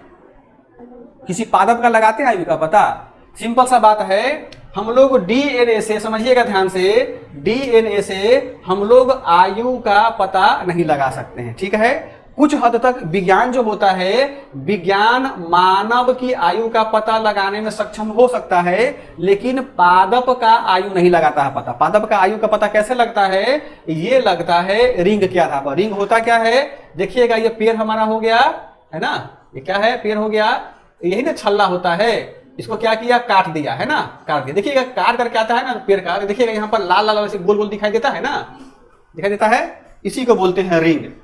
जा इसको दिखाई नहीं दे रहा है ऑनलाइन, यही काट दिए तो लकड़ी में होता ना, देखिएगा जब काटेंगे तो आता है ना, काला दिखाई देगा, लाल दिखाई देगा, दिखाई देता है बीच में ना। तो इससे हम लोग रिंग के आधार पर पादप का हम लोग क्या करते हैं? आयु पता करते हैं। बात समझ में आ गया? तो इसका आंसर क्या हो जाएगा? सेकंड कहता है समान दिखने वाली प्रजातियों के बीच भिन्नता जानने में। देखते हैं ना, कल पढ़े थे, एक होता है कॉपी, एक होता है बानर, होता है ना, दोनों समान दिखता है, बंदर लोगों तो बराबर दिखता है ना, लेकिन दोनों का डीएनए क्या है? अलग है। अलग अलग। इसका पता कैसे करते हैं? इसी डीएनए बारकोडिंग के आधार पर, ठीक है। चलो एक और क्वेश्चन इसमें देखो, प्रसंस्कृत खाद्य पदार्थों में अवांछित प्राणी या पादप सामग्री को पहचान करने के लिए। सही बात है, यानी हम जो खाना खाते हैं या हम जो मतलब प्रोसेस्ड फूड्स होता है या ग्रेन होता है, उसमें किस प्रकार का विषाणु फैला है या वायरस फैला हुआ है, उसको भी पता हम किससे करते हैं? डीएनए बारकोडिंग से करते हैं। तो आंसर हमारा क्या हो जाएगा? आंसर हो जाएगा हमारा डी फॉर दिल्ली, ठीक है। चलो आगे आओ, एक और क्वेश्चन देख लेते हैं। निम्नलिखित में से कौन सा एक मानव शरीर में बी कोशिकाओं और टी कोशिकाओं की भूमिकाओं का सर्वोत्तम वर्णन करता है ना। अब देखो सेल जो होता है, आप सेल का टाइप्स पढ़े होंगे, B type cell, C type cell. तो इस बी टाइप सेल और सी टाइप सेल का क्या मतलब होता है? ये सेल जो होते हैं हमारे भीतर रहते हैं और हमको रोग से लड़ने की क्या देते हैं? क्षमता देते हैं, हमको रोग से लड़ने के कैपेबल बनाते हैं। तो ये रोग प्रतिरोधक होता है। आंसर क्या हो जाएगा? आंसर हो जाएगा हमारा डी, कि ये जो बी सेल होता है और सी सेल होता है, ये क्या होते हैं? ये वास्तव में रोगजनक द्वारा होने वाले रोगों से हमको बचाता है, ठीक है। जिसका सेल जितना में उतना ज्यादा वो क्या रहता है? निरोग रहता है। 105 में आ जाओ। यदि कोई मुख्य तौर पर सौर तूफान पृथ्वी पर पहुंचता है तो पृथ्वी पर निम्नलिखित में से कौन सा संभव प्रभाव होगा? बड़ा अच्छा प्रश्न है भाई, ध्यान रखना। पहले हमको ये बताओ कि सौर प्रज्वाल कहते हैं किसको है ना? सौर प्रज्वाल, यहां देखो ध्यान से, ये क्या हो गया? सन हो गया, ठीक है। सन के नाभिक में हाइड्रोजन गैस की हीलियम गैस, हाइड्रोजन क्या करता है? ये अपने आप में साइकिल से, हाइड्रोजन साइकिल से करता है, एनर्जी बहुत पैदा करता है। तो देखिएगा कि सौर के आगे ना एकदम आग निकलने लगता है। क्या निकलता है? आग निकलता है। और साथ साथ में ये विभिन्न प्रकार के रेडिएशन को भी निकालता है। क्या निकालता है? रेडिएशन भी निकालता है। और इसमें कुछ इलेक्ट्रोमैग्नेटिक रेडिएशन भी होते हैं। समझिएगा ध्यान से, सौर प्रज्वाल क्या होता है? ये जो होता है सूर्य से निकलने वाले ज्वालाओं में से इलेक्ट्रोमैग्नेटिक रेडिएशन के समुच्चय को सौर प्रज्वाल कहते हैं, ठीक है। देखो इसमें से ऊर्जा निकलता है, इस ऊर्जा के साथ साथ में क्या निकलता है? एक इलेक्ट्रोमैग्नेटिक, यानी इसको क्या बोलते हैं? विद्युत चुंबकीय रेडिएशन भी निकलता है। तो वही पूछा कि इस रेडिएशन का क्या क्या प्रभाव पड़ता है। आई बात समझ में? अब देखो पहला कहता है कि जीपीएस और दिग संचालक प्रणालियां विफल हो सकती है। देखिएगा कि जीपीएस तो रेडिएशन से चलता है ना, अवरक्त किरणों से चलता है या अपना वेव से चलता होगा। लेकिन जैसे ही इलेक्ट्रॉन लगा, चुंबक है, यहाँ क्या लगा हुआ है बाबू? चुंबक है, तो ये भी तो वायुमंडल में ही जाएगा ना। तो आंख नींद से जगी है ना, नहीं सोना है अभी। क्या होता है? जैसे ही वायुमंडल में हम प्रवेश करते हैं, हमको देखते हैं रात को 1:30 बजे सोते हैं, सुबह 5-6 बजे उठ जाते हैं। दिन में सोते नहीं हम। जरूरी है, जवानी में जितना तपस्या कीजिएगा ना, बुढ़ापा उतना ही आराम से कटेगा। और जवानी में जितना आराम कीजिएगा, बुढ़ापा में उतना ही कष्ट करना पड़ेगा। और बुढ़ापा में यदि अपने बाल बच्चों के लिए कुछ नहीं करके गए तो क्या करेगा? मारेगा, तो बोलेगा जाओ भागो यहाँ से। तो अब यही सब कल्चर ही आ गया हुआ है। तो आप अपने लिए जिए, है ना। अपना जो आने वाला पीढ़ी है वो सोचो कि वो जनरेशन कैसा होगा, है ना। देखो खैर चलो, ये क्या होता है? रेडिएशन होता है क्या? कि मैग्नेटिक वेव आया। तो जरा बताओ तो कि अगर कोई मैग्नेटिक वेव जा रहा है हमारे वायुमंडल में, तो क्या वो हमारे फ्रीक्वेंसी को प्रभावित करेगा ना? करेगा, खींचेगा, कभी बढ़ाए कभी कम करेगा। तो पहला कह रहा है कि इलेक्ट्रोमैग्नेटिक जो क्या होता है? रेडिएशन होता है, वो जीपीएस और दिग संचालन को प्रणाली को बाधित कर सकता है। सही बात है, करता है उसको, ठीक है। सेकेंड कहता है कि विषुवतीय क्षेत्रों में सुनामी आ सकती है। एक बात बताओ, रेडिएशन से सुनामी का क्या मतलब? फर्जी बातें दे दिया होगा तो दो वाला क्या हो जाएगा? गलत हो जाएगा। तो जहां जहां दू है वहां वहां काट दो, सी बचेगा, ठीक है। इसमें दिमाग लगाना है। रे टॉर्च से सोचो बात को। इधर देखो नंदनी, अगर टॉर्च को, खूब पावरफुल टॉर्च है, टॉर्च को हम जलाएं पानी में, तो क्या पानी में उसका ऊपर नीचे होगा? तरंगाएगा नहीं ना? क्या मतलब? तो पार पार हो गया सीधा। दिमाग लगाएगा, क्वेश्चन हमारा बन जाएगा, ठीक है। उसका क्या कहता है? बिजली की क्षति का सोचते। सही बात है, बिजली देखते हैं, बिजली चरचराते रहता है। और जैसे ही बिजली पर ये मैग्नेटिक वेव आएगा तो वो क्या करेगा? वो उसकी एनर्जी को और ज्यादा बढ़ा देगा, तार गल जाएगा, थर्मल क्या बोलते हैं, ट्रांसफार्मर ब्लास्ट हो जाएगा। उड़ेगा नहीं, मतलब ब्लास्ट हो जाएगा। यार गजब बोलती हो, ब्लास्ट हो जाएगा, ठीक है। चौथा कहता है कि पृथ्वी के अधिकांश हिस्से पर तीव्र ध्रुवीय ज्योतियां घटित हो। सही बात है, अगर रेडिएशन आ रहा है, मतलब क्या ऊर्जा उसमें आ रहा है, तो वायुमंडल है कि हमारी पृथ्वी पर कहीं कहीं क्या होगा? अधिक प्रज्वलन दिखाई देता है ना। पढ़ते हैं ना, उपसौर अपसौर की घटना पढ़ते हैं भूगोल में, वो और परिवर्तित हो जाएगी, तो सब हो जाएगा। ठीक है, चलो आगे बढ़ते हैं। चलो 99 में आ जाओ। निम्नलिखित कथनों में से कौन सा एक जनसंचार माध्यमों में बहुचर्चित प्रभावी कक्षीय बमबारी प्रणाली के आधारभूत विचार को सर्वोत्तम रूप से प्रतिबिंबित करता है? ये उस समय में द हिंदू में न्यूज छपा था, तो यूपीएससी क्या किया, उठा करके मतलब पूछ दिया। प्रभाजी कक्षीय बमबारी प्रणाली, इसको बोलते हैं fractional orbital bombardment system. Fractional orbital bombarding system. Fraction का मतलब क्या होता है, पढ़े होंगे? फ्रैक्शन का मतलब क्या होता है, मैथ में क्या बोलते हैं फ्रैक्शन का मतलब? फ्रैक्शन मतलब टूटना की जोड़ना, फ्रैक्शन मतलब टूटना, फ्रैक्शन मतलब क्या, टूटना। देखो ये जो था, एक प्रकार का क्या होता है, एक प्रकार का बाबू ये होता है वारहेड। वारहेड का मतलब होता है कि ये युद्ध करने का एक प्रकार का प्रणाली है। क्या है, युद्ध करने का एक प्रकार का ये प्रणाली है। और इस सिस्टम का यूज 1960 ईस्वी में यूएसएसआर के द्वारा सबसे पहले क्या किया गया था, इसका इन्वेंशन किया गया हुआ था। ठीक है, अब ये होता क्या है, जैसे रसिया को यूक्रेन पे हमला करना है, ठीक है, वो क्या करेगा, फ्रिक्शन में यानी तोड़ में जोर में बम मारेगा। एक एक बम नहीं मारेगा, पहले क्या किया, एक बम मारा, फिर 2 सेकंड के बाद दूसरा बम मारा, फिर 10 सेकंड रुक जाएगा, 5 मिनट रुक जाएगा। मतलब कि वो सिस्टम रहता है, रुक रुक करके क्या करना, बमबार्डिंग करना।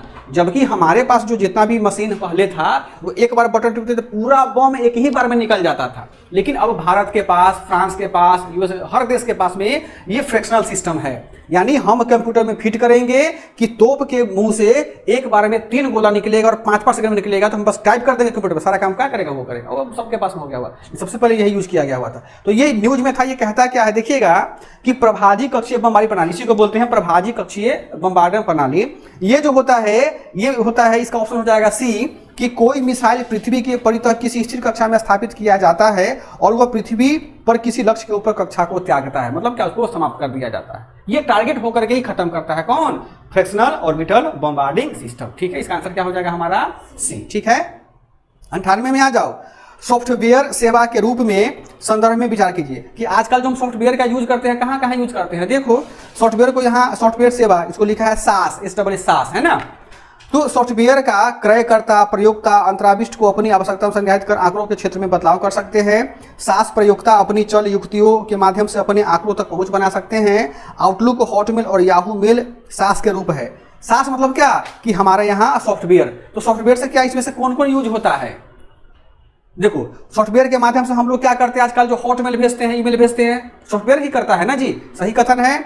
सेकंड में आ जाओ, सास जो होता है प्रयोक्ता, यानी यूज करने वाला, यूजर्स को बोलते हैं प्रयोक्ता। यूज करने वाला अपनी चल युक्ति यानी मोबाइल डिवाइसेस के माध्यम से अपने आंकड़ों तक पहुंच बना सकता है। देखते हो ना, अगर मोबाइल में हम लोग एप्लीकेशन डाउनलोड करते हैं, है ना, पेटीएम का, फोन पे का या किसी कोचिंग का, तो अपना आंकड़ा तो होता है ना कि हाँ इतना हम टेस्ट लगाए हैं, मेरा इतना रैंक आया हुआ है, अपना हम देख सकते हैं, मेरा कोई दूसरा नहीं देख सकता है, तो अपने लिए बन गया। पहला कहता है कि सास क्रयकर्ता प्रयोक्ता अंतराविष्ट को अपनी आवश्यकतानुसार निर्धारित कर आंकड़ों, हाँ ठीक है। सांस क्रयकर्ता यानी सांस को खरीदने वाला बेचने वाले से बोलता है ना कि दोस्त आप हमारे अनुसार क्या बना दो, सॉफ्टवेयर बना दो। बनाते हम ही बनवाया सॉफ्टवेयर, तो अपने हिसाब से बनाए हैं वो। तो ये भी किसका देन है, ये सब सॉफ्टवेयर सेवा का देन है, जिसमें क्या हो जाएगा, तीनों हो जाएगा। बात समझ में आ गया। अनुज कुमार, राणाधीर सिंह, रामादीन कुमार है इस बच्चे का नाम। ठीक है, चलो आगे बढ़ते हैं। वेव 3 के संदर्भ में निम्नलिखित कथन पर विचार करना है। देखिए वेव 3 क्या होता है, ठीक है। वेव 3 जो होता है वो वेव 3 आखिर है क्या। देखो एक होता है वेव 1.0, वेव 2.0, वेव 3.0, वेव 4.0, ऐसे बढ़ेगा। मतलब क्या, वेब का मतलब हो गया वेबसाइट, वेब का मतलब क्या हो गया, वेबसाइट। तो जो पहला वेबसाइट बना था क्या बना होगा बाबू, नॉर्मल बना होगा, सिंपल सा बना होगा, है ना। उसके बाद अगला वेबसाइट कैसा बनेगा, और डेवलप बनेगा, उन्नत बनेगा। अगला वेबसाइट कैसा बनेगा, और डेवलप बनेगा। अगला और डेवलप बनेगा। आई बात समझ में। तो पूछ रहा है कि वेब 3 के संदर्भ में, इसके विषय में पूछ रहा है कि बताओ कौन कौन सा कथन सही है। तो पहला कहता है कि वेब 3 प्रौद्योगिकी से व्यक्ति अपने स्वयं के आंकड़ों पर नियंत्रण कर सकता है। देखिए हो ना कि हमारा अगर वेब 3 मतलब वेबसाइट 3 है, तो हम जो वेबसाइट यूज करते हैं तो आजकल हमारे पास में इनकॉग्निटो विंडो भी देता है, या हम जो वेबसाइट में सर्च कर रहे हैं, जो वेबसाइट में गतिविधियां कर रहे हैं, उसको हम लोग लॉक भी कर सकते हैं। पहले हम लॉक नहीं कर सकते, कोई मेरी हिस्ट्री देख सकता था, अब उसको हम लॉक कर सकते हैं। जैसे एप्पल का फोन यूज करते हैं ना, देखिएगा एप्पल के फोन में यदि हम कोई हिस्ट्री देख रहे हैं ना, तो वो केवल उसको कोई हैक नहीं कर सकता है, उसको केवल एप्पल का स्टोरेज खोलेगा तो खोलेगा, अदरवाइज को पुलिस भी नहीं हैक कर सकती है। ये सिक्योरिटी हुई हमारी, है ना। सेकेंड में कहता है कि संसार में ब्लॉकचेन आधारित सामाजिक नेटवर्क हो सकते हैं। सही बात है, सबसे खतरनाक इसका यही हो रहा है आजकल वेबसाइट का, कि एक ब्लॉकचेन बना हुआ। ब्लॉकचेन का मतलब साइकिल का चेन होता है ना, कि सब एक दूसरे से क्या होता है, जुड़ा रहता है। देखते हो आज हम वेबसाइट पर हम डालते हैं तो हम फ्लिपकार्ट पे टच किए, हमको देखना है क्या, मान चलो कि हमको देखना है कोई किताब, हमने क्या किया, डाला कि हमको गीता लेना है, ठीक है। तो जैसे ही हम गीता टाइप करेंगे तो क्या गीता किताब आ जाएगा, और एल्गोरिथम के माध्यम से जितना गीता नाम से जितना भी कपड़ा होगा, जो भी चीज होगा, सब चलाता है वो। ये क्या, ये ऑटोमेशन होता है किसका, हमारे वेब 3 का, ठीक है। फिर आता है वेबसाइट 3 किसी निगम द्वारा परिचालित होने की बजाय प्रयोक्ताओं द्वारा सामूहिक रूप से परिचालित किया जाता है। देखिएगा कि जो वेबसाइट होता है किसी कंपनी का तो होता ही होता है, लेकिन आजकल ना उस कंपनी बना करके छोड़ देता है, लेकिन यूज कौन करता है, यूज करते हैं हम। जैसे बीपीएससी वेबसाइट बना दिया, बीपीएससी का काम क्या होता है, उस पर नोटिस को अपलोड कर देना, और उसका यूज कौन करता है, यूज करते हैं हम भरते हैं ना, फार्म भरने में, नोटिफिकेशन डाउनलोड करने में, बीपीएससी का चेयरमैन कौन है उसको देखने में हम ही करते हैं। या किसी भी निगम का, यूपीएससी का वेबसाइट देख लो, पीआईबी का वेबसाइट देख लो, सरकार का काम क्या, नोटिस जमा कर देना, हम ना उसको यूज करते हैं। इसका आंसर क्या हो जाएगा, आंसर हो जाएगा हमारा 3, 1 2 3, ठीक है। एक और क्वेश्चन आगे देख लेते हैं। निम्नलिखित कथन पर विचार करना है, विचार करो। आरोग्य सेतु, कोविन, डिजी लॉकर, दीक्षा, है ना। कहता है उपर्युक्त में से ओपन सोर्स डिजिटल प्लेटफॉर्म पर बनाए गए कौन सा है। ओपन सोर्स डिजिटल का मतलब ये होता है कि ये एक ऐसा एप्लीकेशन होगा कि जो सबके लिए ओपन होगा। तो बताओ इन चारों में से कौन सा सबके लिए, मतलब कोई भी हम भी यूज कर सकते हैं, आप भी यूज कर सकते हैं, इसके लिए पैसा नहीं देना होता है। कौन कौन है बताओ, सब है। अरे आरोग्य सेतु का फ्री में अपना हम अपलोड कर सकते हैं। कोविन का है तो कोविन में अलग से फ्री में हम सब लोग यूज कर सकता है। डिजी लॉकर तो फ्री में सरकार देता है ना स्पेशल डॉक्यूमेंट रखने का। दीक्षा पोर्टल पर कोई भी पढ़ सकता है, हम भी पढ़ सकते हैं, आप भी पढ़ सकते हैं, तो सब फ्री में है वो। कितना आसान क्वेश्चन है, बस समझ में आ गया। अब यूपीएससी बायोलॉजी नहीं पूछता है, ध्यान रखिएगा। अब यूपीएससी क्या पूछता है, साइंस तकनीक पूछता है वो, है ना। बायोलॉजी का एक आध पे पूछ दिया तो पूछ दिया, ठीक है। चलो 24 में आ जाओ। अब लास्ट, अभी जो 24 का यूपीएससी का पीटी हुआ है ना, उसको हम लोग पढ़ेंगे, और काफी महत्वपूर्ण क्वेश्चन है वो, उसकी संभावना है किसमें आने में। पहला क्वेश्चन कहता है कि निम्नलिखित में से कौन सा शब्द या वाक्यांश 3D आभासी दुनिया के एक अंतर संचालनीय नेटवर्क को दर्शाने के लिए सबसे उपयुक्त रूप से उपयोग किया जाता है, जिसे लाखों उपयोगकर्ताओं द्वारा एक साथ एक्सेस किया जा सकता है, जो आभासी वस्तुओं पर संपत्ति अधिकार का प्रयोग कर सकते हैं। 3D आभासी दुनिया, 3D एनिमेशन, 3D एनिमेशन, ठीक है। अब जरा बताओ कि 3D एनिमेशन में, क्वेश्चन को पढ़ना फिर से, कि 3D आभासी दुनिया के एक अंतर संचालीय नेटवर्क को दर्शाने के लिए सबसे उपयुक्त रूप से उपयोग किया जाता है, जिसे लाखों उपयोगकर्ता द्वारा एक साथ एक्सेस किया जा सकता है। जरा बताओ तो अभी ऐसा कौन सा नेटवर्क है जिसको एक साथ में लाखों करोड़ों लोग एक्सेस कर सकते हैं। टेलीग्राम है, व्हाट्सएप है, फेसबुक है, इंस्टाग्राम है, यूट्यूब है, और क्या क्या है जी, विभिन्न प्रकार का ऐप है ना, गेम खेलने वाला, ये सब है। तो अब कहता है कि इसमें कि कौन इसको सबसे अच्छा मतलब डिफाइन करता है। तो देखिएगा बिग डेटा एनालिटिक्स। तो बिग डेटा एनालिटिक्स में हम लोग क्या करते हैं, इसमें बेसिकली हम लोग छिपे हुए आंकड़े को निकालते हैं, उसमें पूरा ज्यादा भीड़ भाड़ नहीं होता है। बी कहता है कि क्रिप्टोग्राफी। क्रिप्टोग्राफी क्या होता है कि एक गुप्त कोड को हम लोग पठनीय बनाते हैं। अब देखिएगा पहले के समय में जब नेवी लोग हुआ करता था ना, तो वो कोड लिखता था, टाइप किया, एक अजीब सा वो आता था, एक पन्ना जाता था, है ना, उसमें लिखा रहता था एक बिंदी यहाँ, एक चंद्रमा ऐसे बना रहता था, एक ऐसे बना रहता था, घर बना रहता था। ये किस लिपि का है कोई पढ़िए नहीं पता था, ये केवल वही पढ़ सकता था जो भेजने वाला है और जो समझने वाला है ना। इसका जो हम लोग कहाँ करते थे, इसका जो हम लोग करते थे डिफेंस में, है ना, उसको सिखाया जाता था, कोडिंग वाला था वो, है ना। तो क्रिप्टोग्राफी में होता क्या है कि हम किसी गुप्त पाठ को पढ़ने का प्रयास करते हैं, ठीक है। तो गुप्त पाठ को कै को लोग पढ़ेगा, अरे भेजने वाला या लेने वाला, लाखों लोग तो नहीं पढ़ पाएगा। ये तो चूंकि डिफेंस का सेक्टर चलाता है। एक आता है मेटावर्स, मतलब फेसबुक है ना, आभासी दुनिया।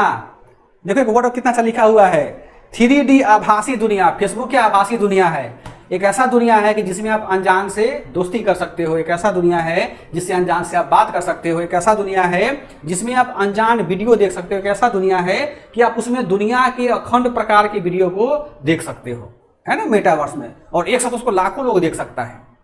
आई बात समझ में, कितना आसान सा क्वेश्चन है ये।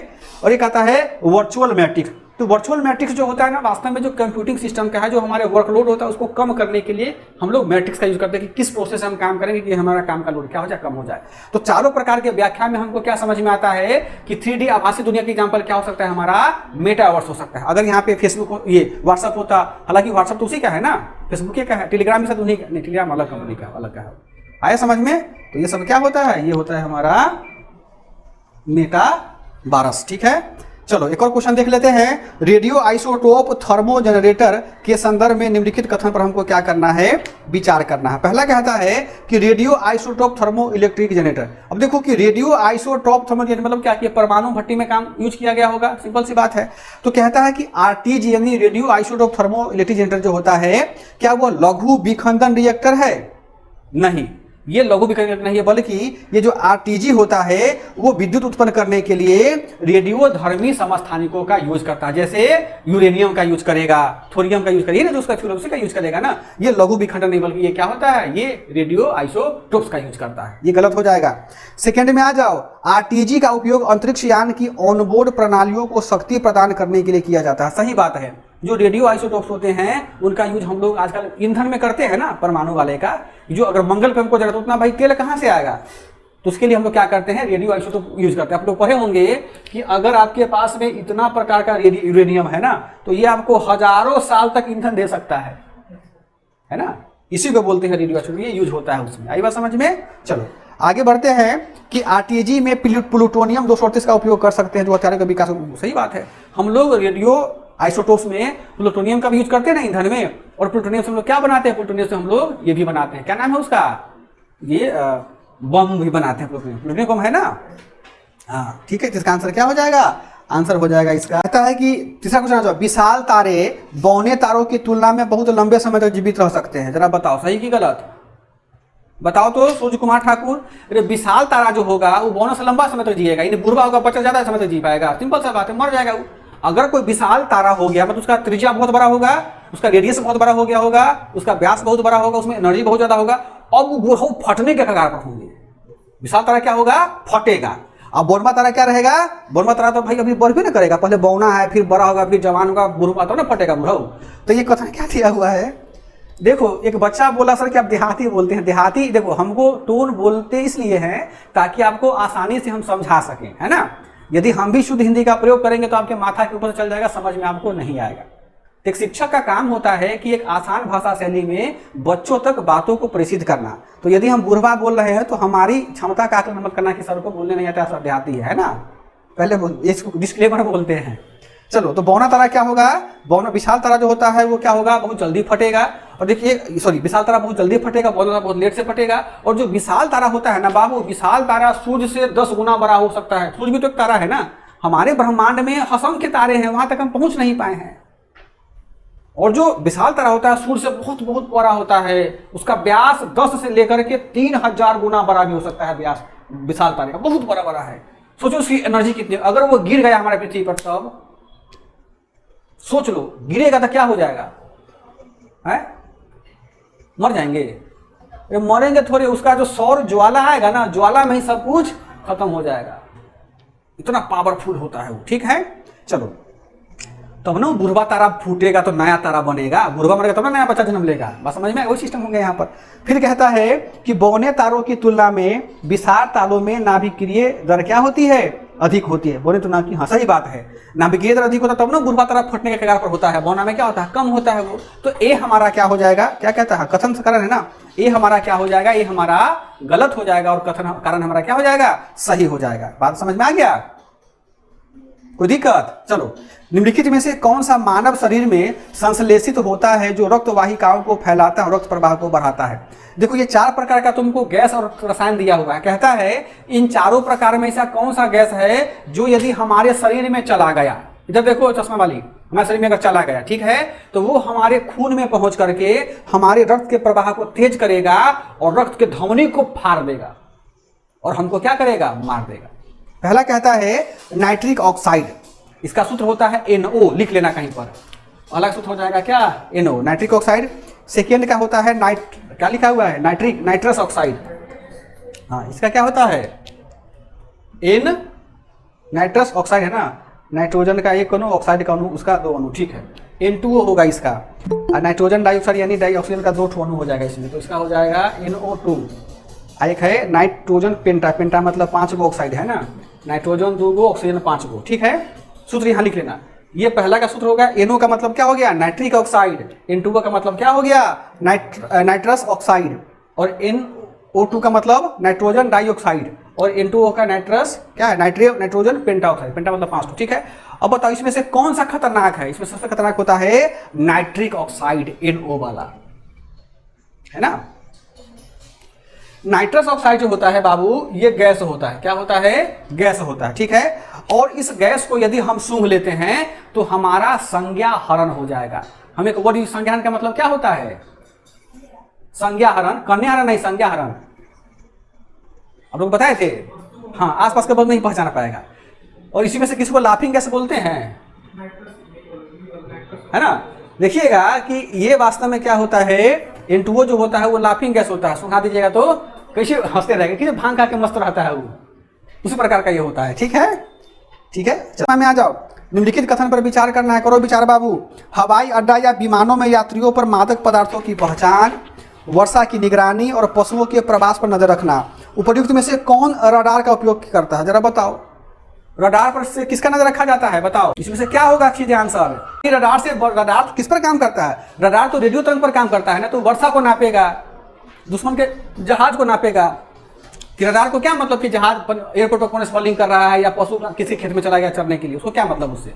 आई बात समझ में? इसका आंसर क्या हो जाएगा? वर्षा का निगरानी, यानी केवल 2 होगा, बी फॉर बॉम्बे। छठा में आ जाओ, कहता है कि निम्नलिखित कथन विचार करना है। राफेल MiG-29 तेजस MK उपर्युक्त में से कौन 5वीं पीढ़ी का मिसाइल है? जरा बताओ बाबू, कौन सा 5वीं पीढ़ी का मिसाइल है इसमें? देखो, 5वीं पीढ़ी का मिसाइल का मतलब होता है कि वह मिसाइल स्टील्थ टेक्नोलॉजी पर बनेगा। किस पर बनेगा? स्टील्थ टेक्नोलॉजी पर। इसका देखो कुछ गुण होता है। सबसे पहला गुण क्या होता है कि ये स्टील्थ तकनीक पर क्या करेगा? तकनीक पर बनेगा। स्टील्थ तकनीक का मतलब यह हो गया कि अगर कोई विमान इस तकनीक पर बन गया तो दुनिया का कोई भी रडार इसको नहीं पकड़ पाएगा। ध्यान रखिएगा, क्या होगा बाबू? इसको कोई भी रडार नहीं पकड़ पाएगा। दूसरा क्या होता है कि यह जो होता है कि वह ध्वनि की गति से बहुत तेज चलेगा। जरा बताओ, यदि ध्वनि की गति से अगर बहुत तेज चलेगा नंदनी, तो इसका आवाज हम सुन पाएंगे? यानी हमारे बगल से जहाज गुजर जाएगा, लेकिन फिर भी क्या होगा? हम उसको नहीं सुन पाएंगे। आई बात समझ में? दूसरी बात क्या होता है कि इसमें क्या होता है कि इसमें सबसे उन्नत किस्म का क्या होता है? तकनीक का प्रयोग किया रहता है। चाहे वो डिस्प्ले का तकनीक हो, चाहे वो जहाज से बम छोड़ने का तकनीक हो, ये होता है क्या? ठीक है। अब देखिएगा कि हमारे पास में ये जो ऑप्शन दिया हुआ है, कौन कौन? राफेल MiG-29 तेजस MK1, ये हमारे यहाँ है ना। तो ये इसमें से कोई भी 5वीं का नहीं है, सब 3री या 4थी पीढ़ी का है। ठीक है, आंसर क्या हो जाएगा? हमारा आंसर हो जाएगा हमारा डी। अब देखिएगा, अब हम आपसे ये पूछते हैं कि दुनिया का ऐसा कोई देश है जिसके पास में 5वीं पीढ़ी का जहाज हो या विमान हो, लड़ाकू विमान हो किसी के पास में? आप लोग बार बार क्या पढ़ते हैं? वन लाइनर करंट पढ़ते हैं। नहीं पढ़ो बाबू, फेल करोगे। पेपर पढ़ो। हर दिन कितना रुपया खर्च करना है? 5 रुपया पेपर में, है ना। महीना का 150 रुपया, और 150 तो इसी खर्च हो जाता होगा नहीं, गुलाब के फूल में, बर्गर में, पिज्जा में, है ना। वो सब काम नहीं देगा, गुलाब का फूल, बर्गर, पिज्जा। काम कौन देगा? पेपर काम देगा। ठीक है, तो ध्यान देना। अभी हाल न्यूज में था, ये हमारे भारत का क्या है? 14th क्या है? महारत्न कंपनी है। और ये हो सकता है कि BPSC आपसे ये पूछ दिया मक्का के बारे में। बात समझ में आ गया? काफी इंपॉर्टेंट है ये। और बाकी 13 को कौन कौन देख लेना अपना। चलो आगे बढ़ते हैं, 7 में आ जाओ। 7 कहता है कि निम्नलिखित में से किसमें हाइड्रोजेल का उपयोग किया जाता है? तो हाइड्रोजेल क्या होता है? देखिएगा कि हाइड्रोजेल जो होता है एक प्रकार का ठोस और हल्का हल्का लिपलिपाता हुआ क्या पदार्थ होता है, जिसमें क्या होता है? 10% जल की मात्रा होती है। क्या होती है? जल की मात्रा होती है। बाकी 90% जो होता है ये क्या होता है? ये ठोस रहेगा।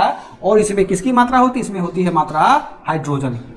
जैसे देखो, मट्टी हो गया, ठोस हो गया, मट्टी में हल्का पानी, आटा समझ लो, आटा पिलपिलाता है ना जब गूंथते हैं आटा को, तो आटा उसी प्रकार का हो गया। अब इस हाइड्रोजेल जो होता है, यह हाइड्रोजेल क्या होता है? ट्रांसपेरेंट होता है। ट्रांसपेरेंट मतलब कि आर पर हम देख सकते हैं जी, लगा लिया शरीर पे तो हम देख सकते हैं कि भीतर में इसका क्या असर हो रहा है। ठीक है, तो यही, हाँ, यस, वेरी गुड, अल्ट्रासाउंड इसका देखा जाता है ये। तो ये हाइड्रोजेल जो होता है, इसका यूज पूछता है कि कहाँ कहाँ होता है। देखिएगा कि हाइड्रोजेल बेसिकली इसका हम लोग इलाज में बहुत करते हैं, जैसे कि अल्ट्रासाउंड करवाना हो गया किसी को, या किसी को ये लग नहीं लगता है क्या, उसको छाती पर क्या लगाते हैं जी, इतना तो लगता रहता है चिप्पी टाइप का, अरे ईसीजी में नहीं लगाते हैं, पहले जेल लगाते हैं उसमें, तब साटते हैं हाथ में, तब चलता है वो हाइड्रोजन जेल होता है, हाइड्रोजेल होता है वो। तो उसका यूज कहाँ कहाँ करते हैं? देखो, रोगियों के नियंत्रित दवा वितरण में, सही बात है, हाँ, उसके बाद कि मोबाइल एयर कंडीशनिंग सिस्टम है, मोबाइल में भी करते हैं हम लोग, है ना। मोबाइल एयर कंडीशनिंग का मतलब ये होता है फोन का नहीं, मतलब कि छोटा सा इक्विपमेंट कहीं रहेगा, हम लेके जाएंगे तो हमको वो क्या देगा, वो एयर कंडीशन करता है वो, ठीक है। फिर कहता है कि औद्योगिक स्नेह की तैयारी में, और इसका हम लोग औद्योगिक स्नेह के रूप में भी यूज करते हैं, बिजनेस के रूप में यूज करते हैं। इसका आंसर क्या हो जाएगा, तीनों हो जाएगा, ठीक है। निम्नलिखित में से कौन सा हाइड्रोजन ज्वाला संचालित ईंधन से इलेक्ट्रिक वाहनों से निकलने वाला निकास पाइप उत्सर्जक है। देखो बड़ा अच्छा प्रश्न पूछा हुआ है कि अगर तुम्हारे पास में क्या है बाबू, तुम्हारे पास में क्या है, कोई कार है, ठीक है, क्या है हो गया, ये हमारा कार हो गया, ठीक है। ये ज़्यादा बड़का निकल गया है ना, इसको थोड़ा कम कर देते हैं। ये हमारा क्या हो गया, कार हो गया, ठीक है। कार के पीछे में देखिएगा यहाँ एक झोंस वाला पाइप लगा रहता है कि जो धुआं निकालता है, ये हमारा इलेक्ट्रिक व्हीकल्स है, ईवी है। तो आपसे पूछ रहा है कि जो इलेक्ट्रिक वाहन होता है उसके साइलेंसर से क्या निकलता है, CO2 निकलता है कि हाइड्रोजन निकलता है कि ऑक्सीजन निकलता है कि जलवाष्प, क्या निकलता है इलेक्ट्रिक वाहन से, सॉरी ये हाइड्रोजन द्वारा ईंधन से इलेक्ट्रिक वाहन से है, बताओ। यानी ऐसा इलेक्ट्रिक वाहन है जिसमें हाइड्रोजन सेल लगा हुआ, बैटरी लगती है ना चालू, तो हाइड्रोजन का सेल लगा हुआ है, लिथियम का नहीं बोला, लिथियम वाले बैटरी में उसमें ये नहीं लगा हुआ रहता, ध्यान रखिएगा। ये ईवी जो होता है, ये ईवी 2 प्रकार के सेल से बनता है, ठीक है। एक होता है हाइड्रोजन सेल, एक होता है लिथियम सेल का। तो लिथियम की बात हम नहीं बोल रहे हैं, हाइड्रोजन की बात कर रहे हैं। तो क्या निकलेगा, सोच के बताओ जरा। कई बार यूपी से क्वेश्चन एग्जामिनेशन में जब नहीं बनता है ना, प्रेशर रहता है, जिसे यही क्वेश्चन है, जो भी मैकेनिक होगा ना, मिस्त्री, वो बना देगा, बता देगा, उसे जलवाष्प निकाल काम करता रहता है। तो अगर कोई लड़का बोलेगा कि बताओ ना यार ये क्वेश्चन हम क्या कर रहे हैं, ये क्वेश्चन हम बने पढ़े तो हमको बन नहीं पाई यूपीएससी में। अगर वही बगल से कहीं गुजर रहा है कोई इलेक्ट्रिक मैकेनिक मिस्त्री, बोलेगा पता इतना आसान नहीं बना आपसे, ये तो जलवाष्प निकलता होगा, आपको बन गया तो हम रहते, हम कलेक्टर बन जाते, बोलता है ना क्या। अगर नहीं बनता है तो इसमें आ जाओ, 9 में आ जाओ। हाल ही में पंप स्टोरेज हाइड्रो पावर शब्द वास्तव में उल्लेख में था। ये पंप स्टोरेज हाइड्रो पावर शब्द का क्या मतलब होता है, देखोगे कि पंप जहाँ बड़ा बड़ा जो पनबिजली बनता था ना, जहाँ हाइड्रो पावर बना हुआ है ना, तो वहाँ पे एक बड़ा सा इलेक्ट्रिक पंप बना करके उसमें ऊर्जा को संचित रखता था, ताकि उस ऊर्जा को हम लोग फिर कभी आवश्यकता होने पर उसका हम लोग यूज कर सके। तो ये वास्तव में क्या था कि लंबी अवधि तक ऊर्जा को संरक्षित करने वाला ये था। ये वास्तव में एक यूज में टर्म था, इसलिए पूछ दिया था यूपीएससी। फिर देखो झिल्ली बायो रिएक्टर की चर्चा अक्सर किस संदर्भ में की जाती है। झिल्ली बायो रिएक्टर देखिएगा, आप लोग अगर पीटी से पहले बीपीएससी मेंस की तैयारी किए हुए होइएगा, और यदि आपको मास्टर साहब विज्ञान तकनीक पढ़ाए होंगे, जहां भी पढ़े होंगे आप लोग, तो उसमें यह भी चीज बताया होगा कि जो शहरों से औद्योगिक कचरा निकलता है, नगर निगम का जो कचरा निकलता है, या जो हमारा घरेलू कचरा निकलता है, उस कचरे को निस्तारण करने के लिए वर्तमान समय में झिल्ली बायो रिएक्टर का भी हम लोग क्या करते हैं, यूज करते हैं, है ना। जो प्रदूषण कम करता है और सारे को क्या करता है, इलाज कर देता है ना। हमारे यहाँ मीठापुर में इसका बना हुआ है, पटना में मीठापुर बस स्टैंड था ना, वहीं पे झिल्ली वाला बायोरिएक्टर सब ये गवर्नमेंट बना कर रखा हुआ है। तो बेसिकली इसका यूज किस में होता है, इसका यूज होता है अवशिष्ट जल उपचार प्रौद्योगिकी में, है ना। हम लोग जो पानी पीते हैं बाथरूम में या कहीं पर, हम बताए थे ना कि वो हमारे गंदा वाला पानी को प्यूरिफाई करके हमको क्या करता है, पहुंचाया जाता है। आई बात समझ में, ठीक है। तो ये क्या होता है, जल उपचार प्रौद्योगिकी। चलो आगे बढ़ते हैं। 5 में A B कैसे सही होगा, खाली B सही होगा, रडार से आदमी का नहीं करते हैं हम लोग यूज, है ना। देखो विज्ञान आपका हमने बोला था 2007 से पढ़ाएंगे, लेकिन कितना 95-96 वाला भी कुछ हो गया हुआ है। तो विज्ञान हमारी तरफ से खत्म हो गया है, उसको क्या करना, अच्छे से पढ़ना है ना। कल से हम लोग इतिहास शुरू करेंगे, लास्ट हम लोग का बचेगा। इतिहास में पहले ये बताओ कि पहले मॉडर्न पढ़ना है आप लोगों को, या पहले आप लोगों को प्राचीन पढ़ना है, जैसा बताएंगे उस हिसाब से। 9वां में क्या क्वेश्चन था, 9वां का था C होगा मुस्कान, लंबी अवधि की ऊर्जा संरक्षण।